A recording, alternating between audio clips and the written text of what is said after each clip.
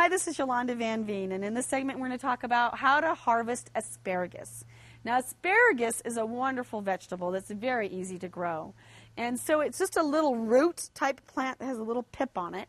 And so the best time to grow it is in the spring and then let it grow.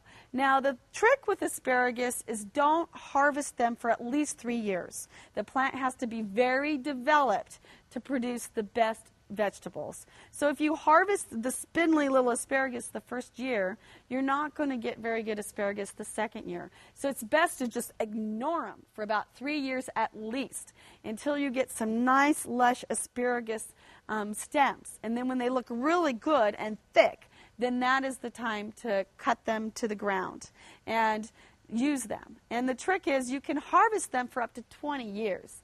So asparagus is a plant that's very long-lived.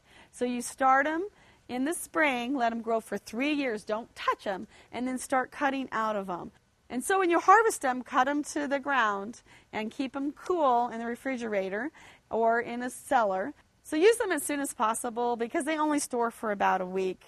And asparagus is one of my favorite vegetables, especially when you put a little bit of curry on it.